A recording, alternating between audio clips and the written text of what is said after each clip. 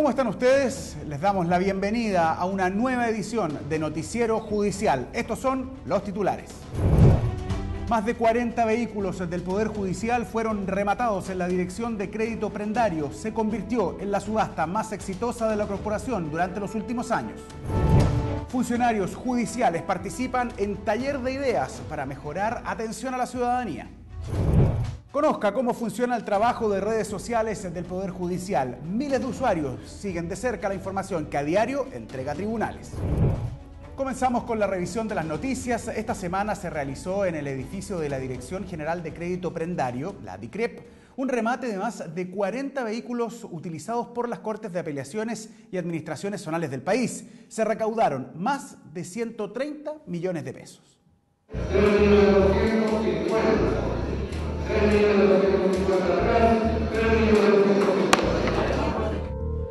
Automóviles Subaru New Legacy de los años 2004, 2006, 2007 y 2008 fueron los que se remataron este martes 27 de mayo en la Dirección General de Crédito Prendario. Más de 100 personas fueron las que asistieron a la subasta, que duró casi 2 horas y que presentó vehículos pertenecientes al Poder Judicial. 41 vehículos fueron los rematados. De esos, solo uno fue adquirido por una automotora, el resto todos particulares. Uno de los más entusiastas fue Julio Lorca.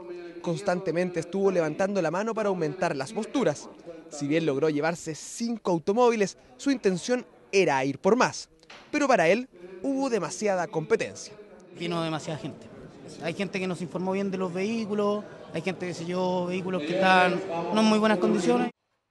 El promedio de los remates fluctuó entre los 3.200.000 pesos y los 3.500.000.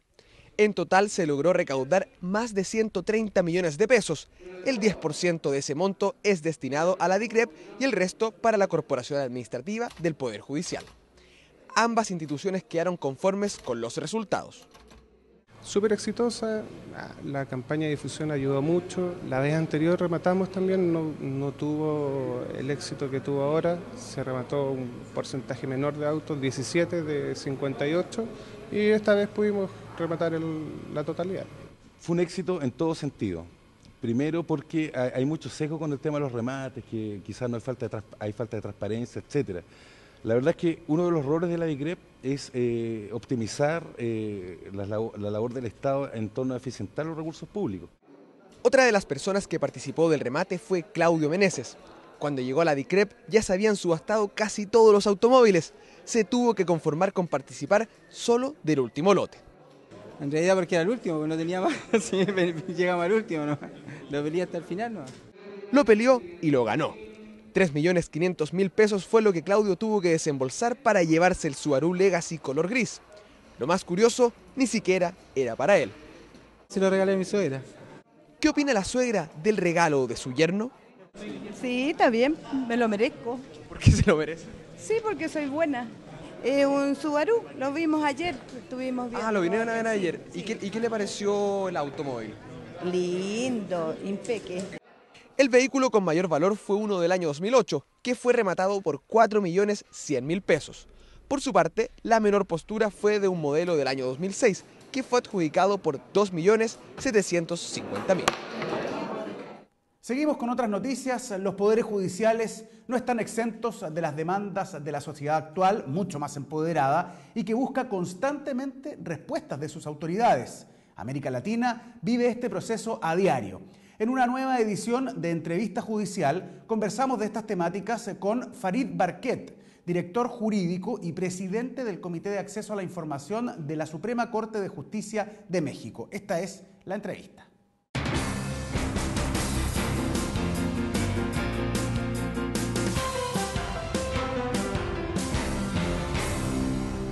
Muy buenas tardes. En una nueva edición de Noticiero Judicial nos encontramos hoy día conversando con Farid Barquet, quien es director de Asuntos Jurídicos de la Suprema Corte de Justicia de la Nación y además presidente del Comité de Acceso a la Información también de la Suprema Corte de Justicia de la Nación de México. Muy buenas tardes. Buenas tardes. En primer lugar, quisiera preguntarle acerca de cuál ha sido la experiencia de la Suprema Corte de Justicia de México en materia de transparencia y los avances que han logrado durante los últimos años que han sido reconocidos internacionalmente.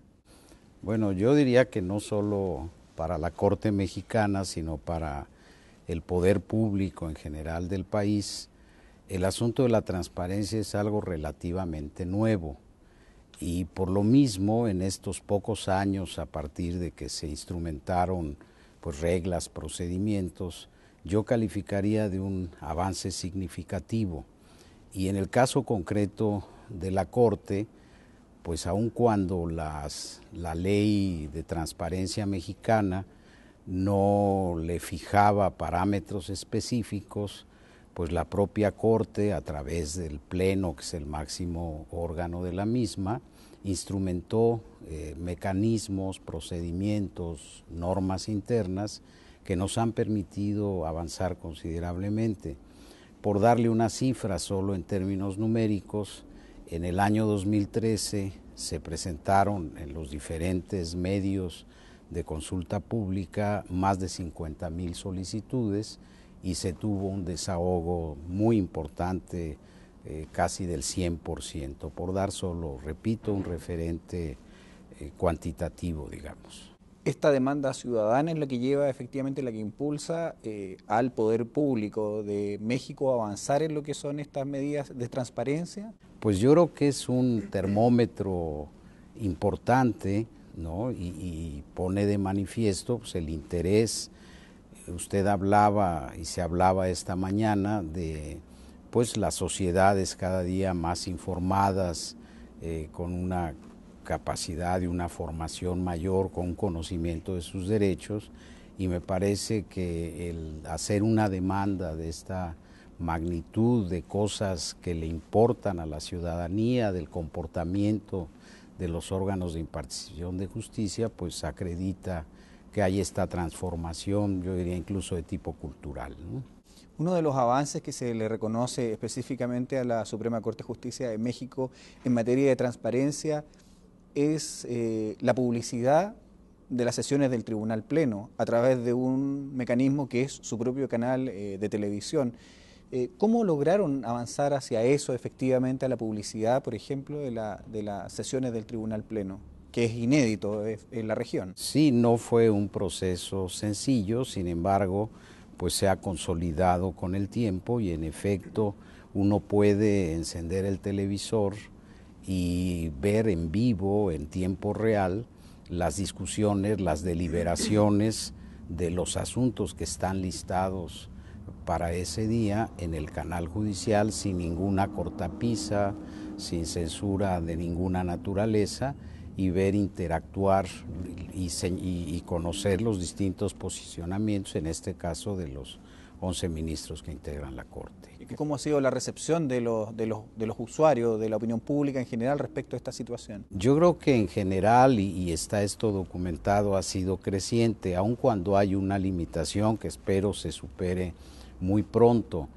Actualmente el canal judicial solo se puede ver en la televisión que no es abierta, en la televisión de paga, desde luego sin costo, salvo el que ya tiene quien contrata este tipo de servicios, pero hay en curso toda una gestión encaminada a que muy pronto el canal pueda verse en todos los hogares mexicanos. En este mismo sentido, ¿cómo se puede, a un país que es Estado federado, que tiene distintos estados y poderes judiciales que son más bien de orden regional, lograr avanzar de manera paralela en este objetivo efectivamente de procurar una mayor transparencia y acercar lo que es la judicatura a las personas?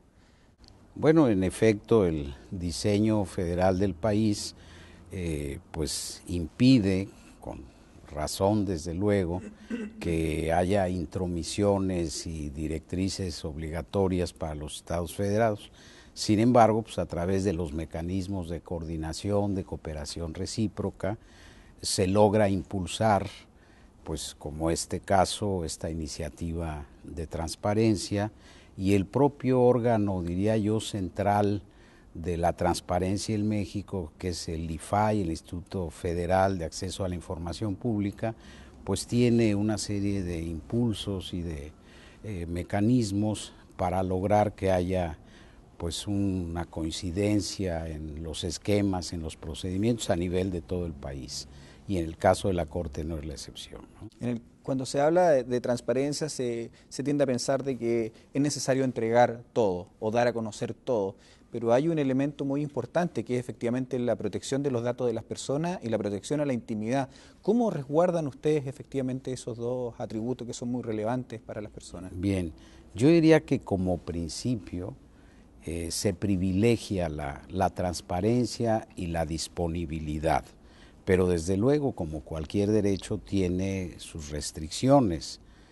De suerte que ya en la práctica, y esto está debidamente normado, pues hay información que sí tiene válidamente el carácter de reservado o de confidencialidad, pero son casos de excepción. Repito, la regla general es tener una apertura casi absoluta y por excepción se reserva cierta información. Y el asunto de datos personales es algo que se ha incorporado muy recientemente a la legislación mexicana.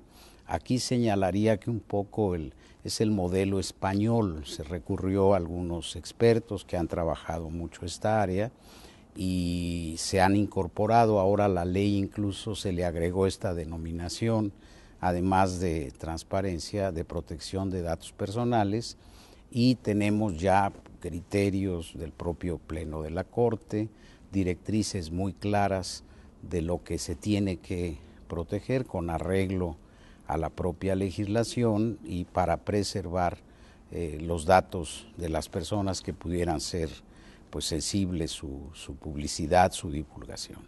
Hoy día acá en Chile uno de los principales problemas que tiene lo que es la Comisión de Transparencia del Poder Judicial es la publicidad de antecedentes personales en la página web institucional respecto de procesos judiciales. Entonces los requerimientos a la comisión no son más bien de orden de conseguir información, sino que de sacar antecedentes. Y la discusión a nivel mundial tiene que ver con el uso de estas plataformas tecnológicas y con la ausencia de el derecho al olvido que se llama efectivamente. ¿Cómo ven en México esa situación? ¿Se da esta situación de que efectivamente las personas que recurren a los tribunales quedan los antecedentes registrados en la internet y eso ya queda para siempre? ¿O las personas efectivamente tienen derecho a borrar sus antecedentes? Sí, las personas tienen derecho a borrar sus antecedentes o a impedir, y hay una disposición que prevé que esos datos solo pueden ser públicos si hay la aceptación y el consentimiento de la persona involucrada. De manera que, y hay otras reglas, los asuntos que están en trámite, que están en curso, que no están terminados desde el punto de vista jurisdiccional, no pueden ser objeto de publicidad. Sí las sentencias definitivas, pero siempre con este acotamiento, ¿no? Eso respecto de carácter general, por ejemplo, en el caso de asuntos que tengan que ver con funcionarios judiciales, opera de la misma forma, digo, acusaciones de procedimientos disciplinarios, acusaciones o quejas en contra, por ejemplo, de magistrados, consejeros. ¿Opera de la misma forma el procedimiento? No opera de la misma manera. Yo diría, en este marco legal que señalo, que hay, digamos, menos restricción para el otorgamiento de la información cuando se trata de servidores públicos, pero también hay ciertos límites. Le pondría un ejemplo muy concreto. Hace relativamente poco tiempo, en una consulta, se solicitaban miles de cosas de los ministros, entre ellas los sitios a donde solían comer, qué restaurantes frecuentaban, hoteles, etcétera. Bueno, pues obviamente esta es información que no se puede otorgar por razones más que obvias, ¿no? Perfecto. Respecto de la situación de Chile, ¿usted tiene alguna referencia en temas de transparencia, de cómo ha ido evolucionando, no solo respecto al tema judicial, sino que en general en materia de transparencia? Sí, y no solo porque estoy en esta ciudad preciosa y ustedes han sido muy gentiles en sus atenciones y el seminario fue muy exitoso. Yo me voy muy gratamente impresionado, lo digo con toda objetividad, pero fundado también en esta interrelación tan estrecha que hemos tenido. Yo señalaba que nada menos el presidente de la Corte Mexicana, el ministro Silva Mesa, estuvo aquí recientemente en un evento muy importante para el continente, de suerte que tenemos información y me parece que hay un desarrollo, diría yo, paralelo, y sí destacaría en el caso de Chile el avance notable que se ha tenido en la adopción de métodos y en la implementación sobre todo pues de los aspectos informáticos de nueva tecnología. Entonces sí creo que hay un paralelismo y sobre todo la identificación del esfuerzo que cada quien en su país está haciendo con esta interacción tan provechosa. Perfecto. Muchísimas gracias, señor Barquet, por esta conversación. Al contrario, muchas gracias a ustedes.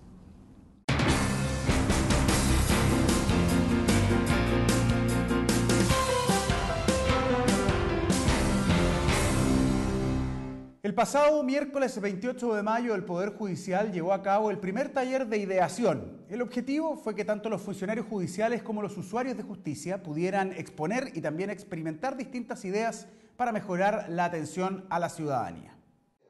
Como parte del programa de fortalecimiento del Poder Judicial, el pasado miércoles en el Hotel Fundador, ubicado en el centro de Santiago, se realizó el primer taller de ideación. La idea, captar iniciativas innovadoras y creativas que aporten valor, y así poder acercar la labor de tribunales y ofrecer un mejor servicio al usuario de justicia.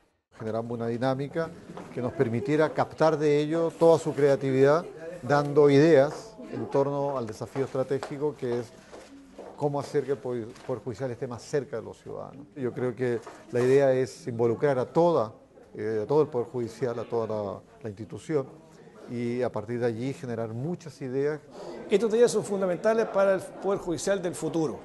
Si pensamos hacer más de lo mismo y obtener resultados distintos, es absolutamente imposible. Lo que se trata con estos talleres es crear los canales y hacer los mecanismos necesarios a fin de que todo el mundo que tenga una idea la pueda entregar. Un elemento importante en este trabajo es la innovación, y la innovación como elemento clave de desafío de la generación de buenas ideas a nivel de mejora del trabajo del Poder Judicial.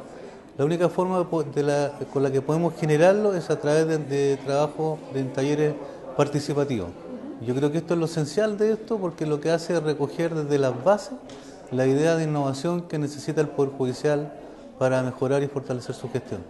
A este primer taller asistieron más de 30 personas, entre jueces, profesionales, funcionarios judiciales y de la Corporación Administrativa del Poder Judicial.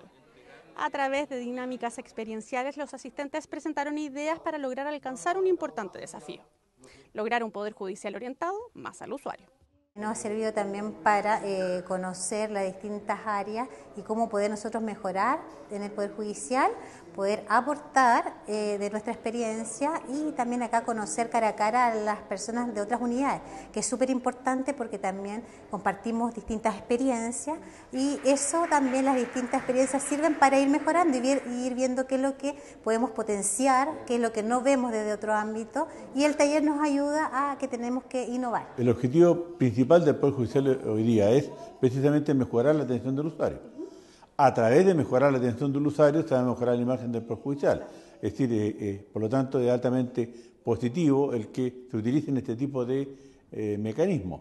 En especial si se está rompiendo con el esquema de solo de mejorar lo que se está haciendo. En este caso son ideas innovadoras.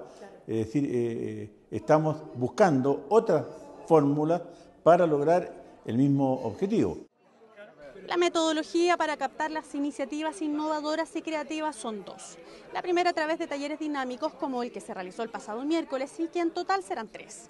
La segunda a través de un Call for Ideas.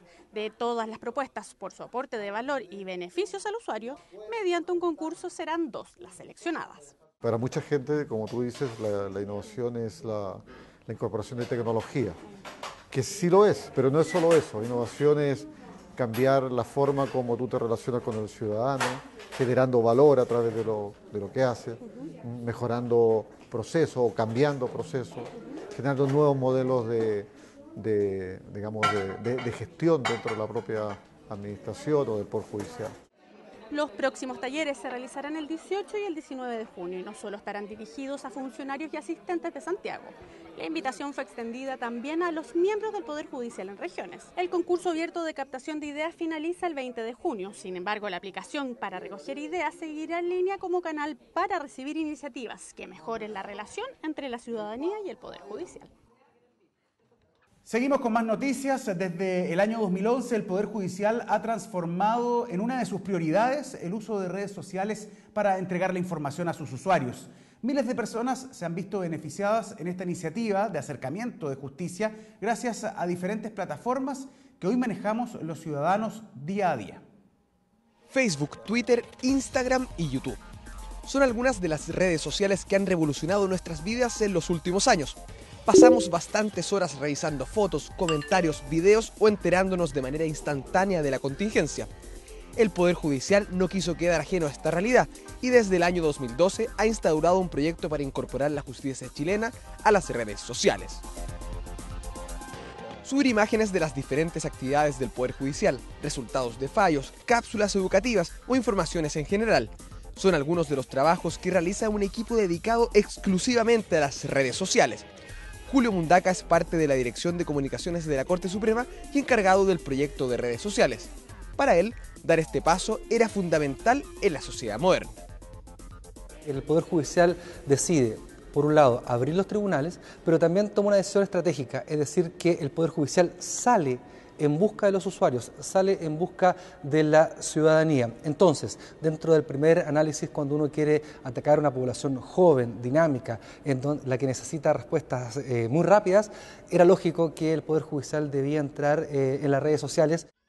En un comienzo hubo suspicacia por la recepción que podría tener esta iniciativa por parte de la ciudadanía, pero él mismo señala que la experiencia ha sido satisfactoria. El ciudadano, la comunidad de fans, de seguidores que tenemos en redes sociales es muy respetuosa y entiende que la apertura de un poder del Estado como es el Poder Judicial necesita una respuesta también respetuosa por parte de los ciudadanos. Y los resultados están a la vista. En tan solo 3 años a la fecha ya son 24.417 los seguidores en Twitter y en Facebook 20.516 fans. En el caso de YouTube se han subido 601 videos, son 1.160 los suscritos y más de 223.000 las visitas. En cuanto a Instagram, la red social dedicada al mundo audiovisual, son más de 600 las personas que siguen al Poder Judicial. Antoine y Cintia son los encargados de recibir la información, procesarla y distribuirla en las redes sociales. Reciben material de todas las jurisdicciones del país. Gracias a las diversas plataformas que administran, se han dado cuenta de lo importante que ha sido para la ciudadanía esta iniciativa. Nos hemos dado cuenta que sí hay muchas dudas del ciudadano, hay desconocimiento. De hecho, atendemos hartas consultas también de abogados, de funcionarios y de los mismos estudiantes que están a punto de recibir el título. Nos ha ido bastante bien. De hecho, muchas veces hemos sido trending topic, que es como, no sé si lo explica, es como la tendencia en el momento de la red social por temas que han sido bullados en el Poder Judicial. El desafío ahora es suministrar aún más de contenidos en las plataformas que hoy funcionan en el Poder Judicial, tal como la misma ciudadanía demanda. En las encuestas que hemos desarrollado, la gente requiere y pide que generemos mucho más fallos, porque hay un público objetivo que es el abogado o el estudiante de Derecho que requiere ese material documental. Entonces, nuestra meta en los próximos meses y años es generar contenido que la ciudadanía necesita. Entre un 70 y un 75% de los encuestados señalan que las redes sociales representan una apertura de la justicia a la ciudadanía. Cifras igual de altas también reconocen que han conocido el Poder Judicial gracias a estas plataformas. Números que validan tanto la iniciativa de este proyecto como la importancia que hoy le dan las personas a las redes sociales. Durante el primer trimestre del presente año, es decir, entre enero y marzo, ingresaron más de 330.000 denuncias de delitos para el conocimiento y tramitación en las Fiscalías de Chile. En muchos de ellos, la detención de las personas imputadas se produce en flagrancia, cuando el delito está ocurriendo o después de su materialización. La cápsula de hoy está relacionada con este tema. Si yo fuera detenido, ¿cuáles serían mis derechos? El sistema procesal penal asegura que todas las personas que son parte de un proceso, es decir, autores, víctimas y testigos, sean tratadas con dignidad y pleno respeto a sus derechos. El Código Procesal Penal establece una serie de principios legales para la persecución de ilícitos. El principal es la presunción de inocencia, que señala que ninguna persona será considerada culpable ni tratada como tal hasta que sea debidamente condenada por el tribunal. El detenido o imputado tiene derecho a que se le informe de manera específica y clara los hechos que se le imputan y qué derechos le otorga la Constitución y las leyes. De igual forma tiene derecho a guardar silencio. Si accede a prestar declaración, puede no hacerlo bajo promesa o juramento y sin ninguna presión. En este sentido, no debe ser sometido a torturas ni a tratos crueles, inhumanos o degradantes, y tampoco a exámenes corporales sin autorización de un juez. La persona privada de libertad tiene derecho a ser trasladada ante la presencia de un juez dentro de 24 horas, quien deberá examinar la legalidad de su detención, las condiciones en que se encuentra y si procede o no su libertad. El imputado tiene derecho a ser defendido por un abogado particular o provisto por el Estado, esto último a través de la Defensoría Penal Pública. También existe la posibilidad de defenderse solo, siempre que el tribunal lo autorice. Durante la etapa de investigación tiene derecho a pedir diligencias para aclarar los hechos o para que se desvirtúen las imputaciones en su contra. También puede interponer un recurso de amparo si considera que su detención o prisión se hizo contra la ley o la Constitución. Finalmente, toda persona tiene derecho a un juicio previo, oral y público. Nadie podrá ser condenado si no es por sentencia dictada por un tribunal imparcial, conforme a una ley que exista antes de que se cometa el hecho investigado. El imputado no puede ser juzgado en ausencia, puede solicitar el sobreseimiento definitivo de la causa y apelar en caso de rechazo. Se crearon a partir de 1924 y están distribuidos en todo el territorio nacional. Las infracciones a la ordenanza y reglamentos municipales son desde su origen una de sus principales funciones. ¿Pero usted sabe qué otras materias compete un juzgado de policía local? Véalo en la siguiente cápsula educativa. Los juzgados de policía local son tribunales que no pertenecen al Poder Judicial, pues administrativamente dependen del municipio respectivo. No obstante, están bajo la supervigilancia de las Cortes de Apelaciones correspondientes a su territorio jurisdiccional.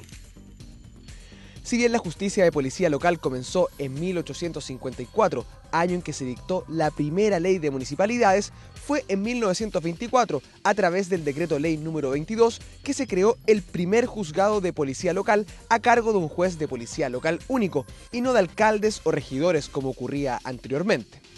Actualmente los citados tribunales se encuentran regidos por la ley número 15.231 sobre organización y atribuciones de los juzgados de policía local, cuyo texto refundido, coordinado y sistematizado fue fijado por el decreto número 307 de 1978 del Ministerio de Justicia. Para ser juez de policía local, los interesados deben participar en un concurso abierto por las Cortes de Apelaciones respectivas y presentar los antecedentes justificativos de sus méritos para el cargo.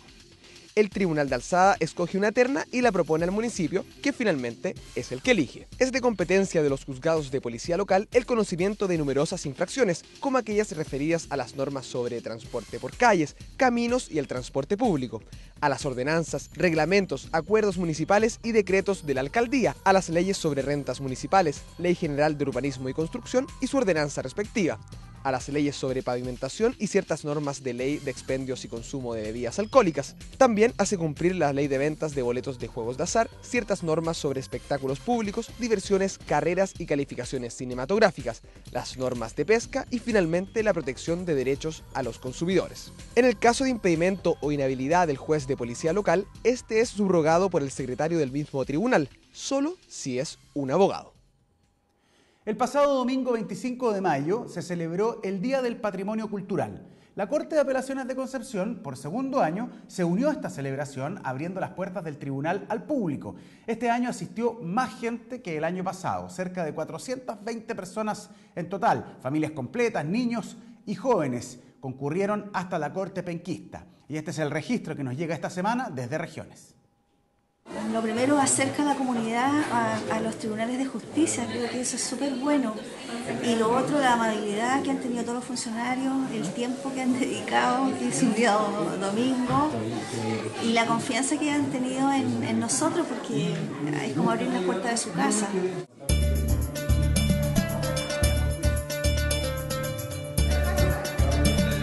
Visitas guiadas por el centro patrimonial que se encuentra en la Corte de Concepción. Un recorrido por cada una de las dependencias y salas. Simulación de juicios. Conversación directa con funcionarios, relatores y jueces de los tribunales penquistas, quienes comentaron sobre el funcionamiento del Poder Judicial. Una muestra folclórica. Así se conmemoró el domingo 25 de mayo en la Corte de Apelaciones de Concepción el Día del Patrimonio Nacional.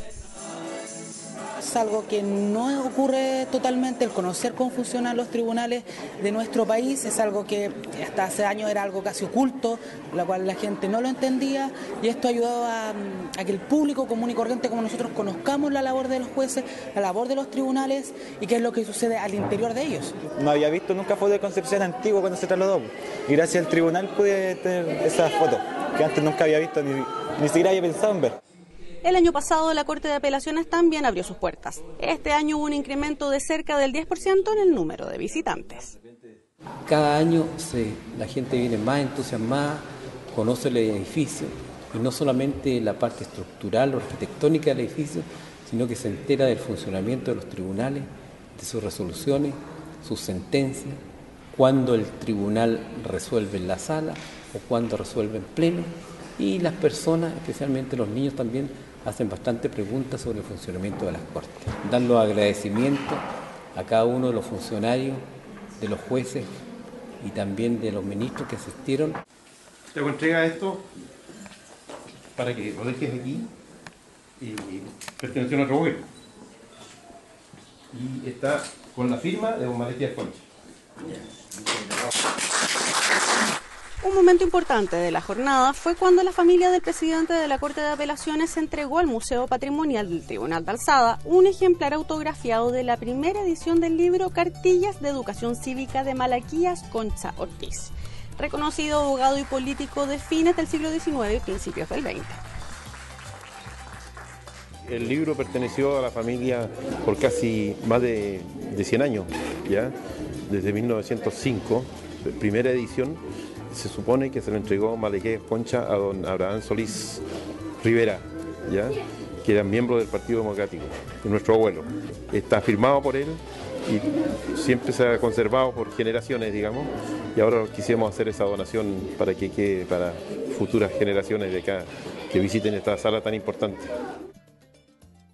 Continuamos con un bloque de contingencia. La Corte de Apelaciones de Santiago ordenó el aumento de 600 a 730 millones de pesos en la indemnización para las hijas del general Carlos Prats, asesinado junto a su señora en Buenos Aires. Esta y otras noticias en el siguiente bloque de contingencia de las informaciones más importantes surgidas esta semana en el Poder Judicial. En fallo unánime, la octava sala de la Corte de Apelaciones de Santiago determinó que tanto el fisco como los 9 agentes de la DINA condenados en junio del 2010 por la muerte del excomandante en jefe del Ejército Carlos Prats y su esposa Sofía Cuthbert, ocurridos en Buenos Aires el 30 de septiembre de 1974, deberán pagar de manera solidaria una indemnización de más de 700 millones de pesos a las 3 hijas del excomandante en jefe del Ejército. Los ministros del Tribunal de Alzada fijaron el pago de 600 millones de pesos por daño moral y de 124.433.524 pesos por el concepto de daño emergente provocado por el doble homicidio. En fallo unánime, la Corte de Apelaciones de Copiapó revocó la sentencia del primer juzgado de letras de esa ciudad y condenó al Servicio de Salud de Atacama a pagar una indemnización de 90 millones de pesos a la madre del menor de edad, cuyas iniciales de su nombre son BAC, que sufrió serias lesiones por la incorrecta administración de medicamento. En marzo de 2005 se le aplicó una sobredosis de morfina que le ocasionó una parálisis cerebral que lo mantuvo en estado vegetativo, condición que finalmente le causó la muerte en 2012. El Tribunal de Juicio Oral en lo Penal de Angol comunicó el pasado miércoles 28 la decisión de absolver a Daniel Melinao, imputado por el Ministerio Público como autor del delito de homicidio del sargento de carabineros Hugo Albornoz, delito perpetrado el 2 de abril de 2012 durante un allanamiento policial realizado en la localidad de Pidima, comuna de Ercilla. El tribunal sostuvo que las probanzas presentadas por el organismo persecutor han resultado inocuas y contradictorias para llegar a estimar, más allá de toda duda razonable, la participación culpable y penada por la ley del enjuiciado. La audiencia de comunicación de la sentencia quedó agendada para el próximo 4 de junio. A los 70 años de edad falleció Patricio Artiaga Estuardo, juez de letras de garantía de Coelemu, tras sufrir un infarto al corazón la madrugada del martes 27 de mayo. El magistrado inició su carrera judicial en 1979, cuando asumió como secretario del juzgado de letras de Coelemu. 2 años más tarde ascendió al cargo de juez en el mismo tribunal, cargo que desempeñó hasta su fallecimiento. Durante los últimos años había participado en cursos de perfeccionamiento en distintas áreas del derecho. Los restos del magistrado descansan hoy en el Cementerio General de Concepción. Terminan estos 30 minutos de Noticiero Judicial. Muchas gracias por acompañarnos e invitarlos a que nos sigan día a día en las diferentes plataformas web del Poder Judicial. Que estén muy bien.